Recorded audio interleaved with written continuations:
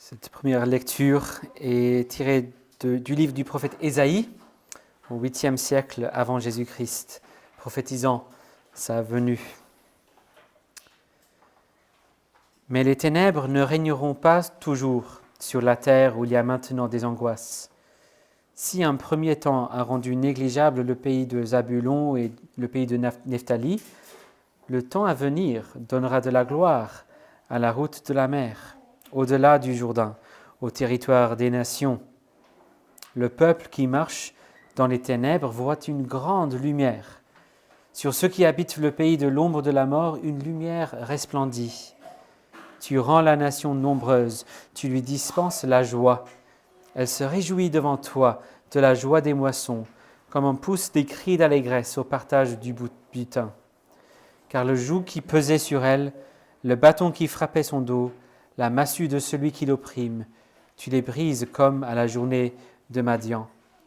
Car toute chaussure qu'on porte dans la mêlée et tout manteau roulé dans le sang seront livrés aux flammes pour être dévorés par le feu. Car un enfant nous est né, un fils nous est donné, et la souveraineté reposera sur son épaule. On l'appellera admirable conseiller, Dieu puissant, Père éternel, Prince de paix. Renforcer la souveraineté et donner une paix sans fin au trône de David et à son royaume, l'affermir et le soutenir par le droit et par la justice dès maintenant et à toujours. Voilà ce que fera le zèle de l'Éternel des armées. Jusqu'ici la lecture de la parole de Dieu. Dans un instant, nous allons nous mettre à l'écoute de cet extrait de l'Évangile selon Jean, qui sera le texte que nous allons méditer ce soir. Mais juste avant de lire ce texte, je vais vous inviter à prier. Donc prions. Notre Père Céleste, nous te remercions pour ta parole. Nous voulons la comprendre, nous voulons entendre ta voix. Nous voulons que tu nous transformes par la puissance de ton esprit à travers cette parole, ce message. C'est pourquoi nous te prions, enseigne-nous ce que nous ne savons pas. Donne-nous ce que nous n'avons pas. Et surtout, fais de nous ce que nous ne sommes pas. Au nom puissant de notre Seigneur Jésus-Christ. Amen.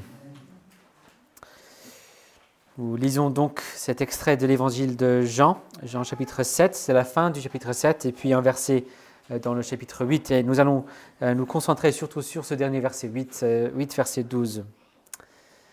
Lisons la parole de Dieu. Le dernier jour, le grand jour de la fête, Jésus, debout, s'écria, « Si quelqu'un a soif, qu'il vienne à moi et qu'il boive. Celui qui croit en moi, des fleuves d'eau vive couleront de son sein, comme dit l'Écriture. » Il dit cela de l'Esprit qu'allaient recevoir ceux qui croiraient en lui, car l'Esprit n'était pas encore donné, parce que Jésus n'avait pas encore été glorifié. Des gens de la foule, après avoir entendu ces paroles, disaient « Celui-ci est vraiment le prophète !» D'autres disaient « Celui-ci est le Christ !» Et d'autres disaient « Est-ce bien de la Galilée que doit venir le Christ ? L'Écriture ne dit-elle pas que c'est de la descendance de David et du village de Bethléem, d'où était David, que le Christ doit venir ?» Il y eut donc à cause de lui division parmi la foule. Quelques-uns d'entre eux voulaient l'arrêter, mais personne ne porta les mains sur lui. Les gardes retournèrent vers les principaux sacrificateurs et les pharisiens qui leur dirent « Pourquoi ne l'avez-vous pas amené ?»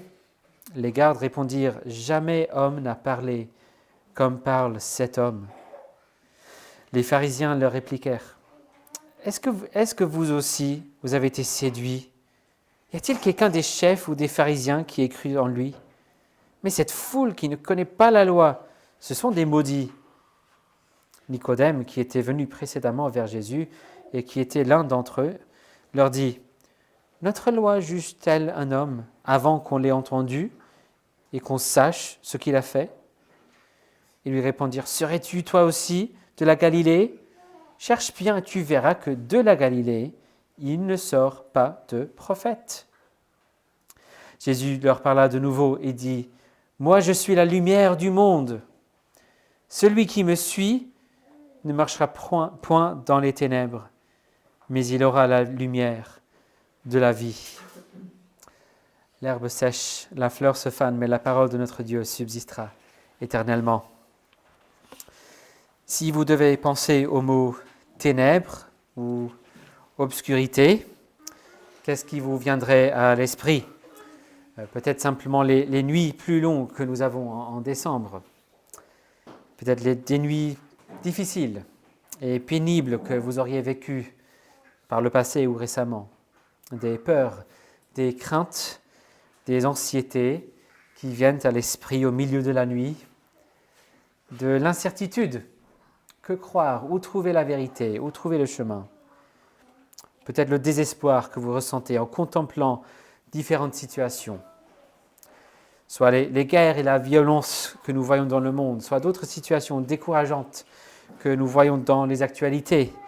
Tout un tas d'autres situations financières, relationnelles, morales, spirituelles, sur le plan mondial et national, ou peut-être plutôt sur le plan local et très, très personnel. Peut-être pour certains, même certains d'entre vous, ce n'est pas simplement une idée, mais une réalité actuelle et une réalité particulièrement pénible. Quoi qu'il en soit, on a tous une idée de ce que cette idée des ténèbres pourrait représenter. On l'associe tous avec des difficultés, des souffrances, le désespoir et surtout le mal. Et peut-être dans les moments les plus lucides, les plus honnêtes, on serait prêt à admettre que nous voyons des ténèbres, de l'obscurité dans nos propres cœurs et que nous faisons partie du problème d'une manière ou d'une autre. Ce qui veut dire que l'on a donc tous une idée de ce que l'idée de la lumière pourrait représenter. Mais sans savoir forcément où le trouver, on sait que c'est quelque chose à désirer. Je veux de la lumière, que ce soit de l'espoir, de la clarté, de l'aide. Je veux de la lumière. Tout au long de la Bible, c'est un thème qui ressort, un thème où les prophètes nous appellent à méditer ce thème difficile, mais pour nous présenter une bonne nouvelle dans tout cela, un message d'espoir, un message de lumière. Dans le texte que nous avons lu dans le prophète Ésaïe tout à l'heure, texte du 8e siècle avant Jésus-Christ, ce prophète parle des ténèbres profondes qui vont couvrir la terre. Il parle notamment de la souffrance que va vivre le peuple d'Israël, surtout grâce à un exil qu'ils allaient devoir subir. Leur Créateur et tout cela, c'est à cause du fait de rejeter leur Créateur et leur Sauveur constamment. Mais dans ce contexte des ténèbres, Ésaïe, en parlant de l'avenir, il annonce que les ténèbres ne régneront pas toujours sur la terre où il y a maintenant des angoisses, c'est ce qu'on a lu.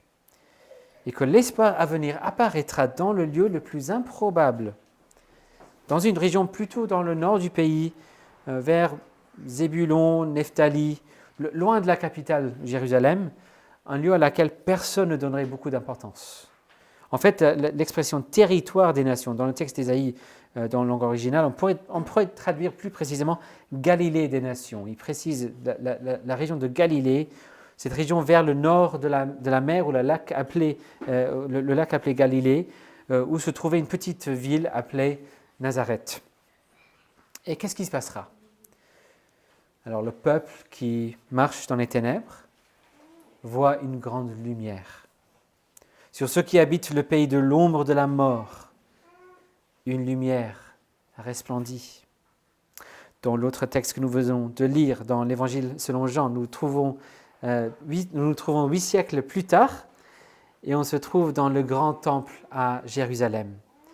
Et c'est un des moments de l'année où il y avait d'énormes foules à Jérusalem, parce que c'était une des grandes fêtes annuelles. Et tout le monde montait à Jérusalem pour ces fêtes. Et Jésus y est avec ses disciples. Cette fois-ci, c'est la fête des huttes ou des tabernacles. En hébreu, on appelait ça Sukkot. C'était vraiment le grand moment de l'année où toute la ville était décorée de huttes, de plantes, de fruits. On faisait chaque jour des sacrifices extravagants S'il y avait eu printemps et d'autres grands magasins à Jérusalem, ça aurait été le moment de l'année où on aurait vu les gamins avec leurs grands-parents scotchés devant les vitrines, décorés et illuminés. Ça aurait été ce moment-là dans l'année. Il y avait une cérémonie vers la fin de cette fête appelée la fête du puisage, où on versait de l'eau depuis l'autel du temple. C'était un peu comme un mélange entre ce qu'on ferait nous pour Noël et pour un mariage. C'était vraiment la grosse fête. Dans le Mishnah, un texte juif important de l'époque, on peut lire ceci, je cite, « Celui qui n'a pas assisté aux réjouissances de la fête du puisage n'a pas connu la joie dans sa vie. » Fin de citation. C'était probablement le moment où Jésus a fait la déclaration que nous avons lue au début du texte. « Si quelqu'un a soif, qu'il vienne à moi et qu'il boive. » Et il y avait du débat concernant Jésus suite à cela. Et pour plusieurs personnes, le fait que Jésus venait d'une petite ville dans la région de Galilée posait problème. Il ne peut pas être le Messie. On sait tous que le Messie vient de Bethléem, n'est-ce pas? Ça ne peut pas être Jésus donc. L'auteur Jean aime toujours un peu d'ironie dans ses écrits. Si vous connaissez juste un peu l'histoire de Bethléem, juste ce qu'on a chanté déjà, on sait que Jésus vient bel et bien de Bethléem. Et cet homme Nicodème, membre du conseil et grand érudit des Écritures, suggère que l'on écoute au moins ce que Jésus a à dire. Ce même personnage, comme Jean précise ici, et il est allé voir Jésus un peu plus tôt dans ce livre pour poser des questions à Jésus. Mais il est venu en secret, pendant qu'il faisait nuit, en se cachant dans les ténèbres. C'est à lui que Jésus a annoncé les paroles que nous avons entendues tout à l'heure pour l'assurance du pardon. Dieu a tant aimé le monde qu'il a donné son Fils unique afin que quiconque croit en lui ne périsse pas, mais qu'il ait la vie éternelle. L'autre ironie, c'est qu'ils disent à Nicodème d'aller chercher dans la Bible ce qu'il pourrait voir par rapport aux prophètes. Ils sont très sûrs qu'il ne trouvera rien qui suggère qu'un prophète pourrait venir de cette région de Galilée. Mais bien évidemment, comme on vient de voir, si Nicodème cherche, il va trouver que justement, quelqu'un viendra bel et bien de ce territoire, Galilée des nations. Qu'est-ce qui vient? La lumière qui dispersera les ténèbres. Ça se trouve qu'un autre élément de cette fête des huttes à Jérusalem, c'était les illuminations. On voit des illuminations des fêtes de fin d'année. Ici, c'est très très beau. Merci à ceux qui ont contribué à cela. Et partout dans la ville. Mais pour la fête des huttes, qu'est-ce qu'il y avait des illuminations? Rien à voir.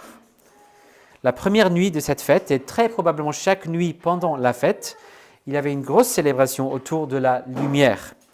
Pour la fête, ils mettaient dans une grande cour du temple, appelée la cour des femmes, des chandeliers en or, mais pas genre des petits bougeoirs. Pensez plutôt au niveau vasque olympique. Hauteur d'à peu près 25 mètres. Je ne sais pas combien il y en avait, mais il semble qu'il y avait plusieurs vasques comme ça. Chaque chandelier avait 4 bols ou 4 récipients, et il y avait une échelle pour chaque récipient. Il y avait 4 prêtres, un pour chaque échelle, qui montaient pour verser dans chacun des 4 récipients, sur chaque chandelier, 36 litres d'huile. Et puis ils mettaient un vieux vêtement pour une mèche, et puis ils allumaient. Dans le Mishnah, il est écrit qu'il n'y avait pas une seule cour dans toute la ville de Jérusalem qui n'était pas éclairée par la lumière de ces chandeliers. Puis une fois les chandeliers allumés, les hommes pieux, dans ce texte, les hommes pieux dansaient avec des torches de feu dans la main. Et selon un texte, il y avait même des gens qui jonglaient des torches. Et puis ça chantait des louanges de Dieu. Et tous les Lévites, ceux qui dirigeaient le culte, ils sortaient leurs instruments et c'était la fête toute la nuit. Et dans le contexte de cette fête, qui commémorait la période où le peuple d'Israël marchait dans le désert, ayant quitté Égypte, en allant vers la Terre Sainte. Ils vivaient dans des huttes, donc justement la fête des huttes. C'est une grosse célébration de comment Dieu était toujours au milieu de son peuple, pour les guider, pour les sauver, même dans les ténèbres. Tout comme il n'y avait pas une seule cour qui n'était pas éclairée par ces chandeliers à Jérusalem. Il n'y avait aucun coin du camp dans le désert laissé dans le noir, parce que Dieu était là comme une colonne de feu. C'était une bénédiction si profonde qu'elle était représentée de façon permanente dans le sanctuaire du temple. Il y avait dans le sanctuaire une table avec 12 gros pains là-dessus, et puis un chandelier allumé, le menorah, vous l'avez vu peut-être. Donc il y avait toujours une lumière qui brillait sur ces 12 pains. Il y avait toujours quelque chose qui symbolisait le fait que la présence de Dieu, la lumière de Dieu brille sur le peuple. Mais ça vaut non seulement un symbole, mais aussi la grosse fête, n'est-ce pas? Et donc ils fêtaient ça chaque année à cette fête des huttes. Mais là, c'est le dernier jour de la fête. La dernière nuit est passée. Et pour Jésus, c'est la dernière fois à cette fête. Il est à 6 mois de sa mort ici. On a dansé la dernière danse, on a chanté les derniers chants, l'eau de la libation a fini de couler, les chandeliers se sont éteints. Et c'est là que nous entendons la voix de Jésus, ce Galiléen. Moi, je suis la lumière du monde. On pourrait même traduire « c'est moi qui suis la lumière du monde ». Un commentateur a écrit que lorsque Jésus se présente comme lumière du monde, je cite, « il proclame la sagesse pour les ignorants, la sainteté pour les impurs et la joie pour les tristes. De plus, pour ceux qui sont attirés par la grâce souveraine vers cette lumière et qui suivent sa direction, il fait plus que proclamer ses bénédictions, il les donne. » Fin de citation. Mais ce n'est pas juste que Jésus représente tous ces bienfaits, il se proclame ici en disant « je suis ». Là, c'est une formule que nous trouvons souvent dans l'évangile de Jean, « moi, je suis ». Une formule qui fait écho au nom de Dieu dans l'Ancien Testament. « Je suis, moi je suis la lumière du monde ». Il ne dit pas « je suis une lumière dans le monde ». Il dit « c'est moi la lumière du monde ». Et pour souligner ce qu'il veut dire, il précise au verset 12 ce que ça veut dire en disant ce qu'il faut faire en réponse. Il ne dit pas « il faut voir toute chose par ma lumière » ou « il faut me contempler » ou « il faut refléter ma lumière dans le monde ». Il dit « celui qui me suit ne marchera point dans les ténèbres, mais il aura la lumière de la vie ». Si Jésus est la lumière du monde, c'est une lumière à suivre. On ne peut pas être là à la fête des huttes en tant que juif bien enseigné et entendre « je suis la lumière qu'il faut suivre pour avoir la vie » sans comprendre qu'il est en train de dire quelque chose d'extraordinaire ici. Qui était la lumière à suivre pour Israël? Nul autre que Dieu lui-même. Et le voici encore, mais dans la chair, la lumière du monde présent. Notons aussi que Jésus le dit clairement, n'est-ce pas? Quelle est l'autre possibilité si l'on décide de ne pas suivre la lumière du monde, ne pas suivre Jésus? Verset 12, oui, marcher dans les ténèbres. Ne pas avoir la lumière de la vie, oui. Mais aussi, verset 21, plus tard, quelle serait la conclusion de tout cela? Mourir dans ses péchés, c'est ce qu'on voit plus tard dans ce chapitre 8. Et si quelqu'un est dans un désert ténébreux, il choisit de suivre son propre chemin plutôt qu'un chemin éclairé qu'on lui propose. Ce n'est pas juste les génies qui comprennent qu'il est mal barré. Mais nous avons ici la lumière à suivre qui sauve du mal, du danger et de la mort. Et pour ceux qui l'entendent, pour ceux qui l'écoutent, pour ceux qui comprennent, il y a ici un appel à le suivre. C'est une lumière à suivre. Non pas juste pour 5 minutes. Le mot ici pour suivre, c'est un participe qui porte le sens de continuité. Celui qui est en train de me suivre, toujours en train de suivre, c'est un appel à la vie, pour la vie. Celui qui dépend constamment de Jésus pour toutes choses. Celui dont le Dieu pour toute la vie est Jésus. Et c'est une lumière auquel on peut faire confiance. C'est la lumière qui est venue pour vous guider vers la vie éternelle. La lumière qui est venue pour vous sauver de la mort. Et c'est précisément parce qu'il est la lumière qui est venue pour souffrir nos ténèbres. On ne mérite que les ténèbres nous-mêmes. On mérite d'être abandonnés dans notre péché, dans notre mort. Mais c'est lui, c'est Jésus qui a choisi de souffrir les ténèbres de la mort pour nous, en notre place. C'est pour cela qu'il peut déclarer non seulement qui il est, mais aussi la nouvelle glorieuse que celui qui le suit ne marchera point dans les ténèbres, mais il aura la vie, la lumière de la vie. Et donc la question essentielle pour nous tous ce soir, c'est qu'est-ce qui m'empêche de suivre Jésus? Cette lumière divine du monde, le Dieu sauveur du monde. Qu'est-ce qui m'empêche de commencer à le suivre? Qu'est-ce qui m'empêche de continuer à le suivre? Pourquoi attendre? Pourquoi hésiter? Mon privilège ce soir, c'est de vous dire que Jésus vous appelle, là maintenant. C'est moi la lumière du monde. Celui qui me suit ne marchera point dans les ténèbres, mais il aura la lumière de la vie. Dans la tradition anglicane, une autre tradition protestante, il y a un service de vêpres quotidien, un mini-culte quotidien, et une très belle prière qui se dit à la fin de ce culte. La prière dit ceci: « Éclaire nos ténèbres, nous t'en supplions, ô Seigneur, et par ta grande miséricorde, préserve-nous de tous les périls et de tous les dangers de cette nuit. Pour l'amour de ton Fils unique, notre Sauveur Jésus-Christ. Amen. » Ça peut être aussi simple que ça, pour vous aussi. On peut juste dire « Je suis dans la nuit, je suis dans les ténèbres. Éclaire-les, Seigneur. Je veux suivre Jésus, je veux suivre cette lumière.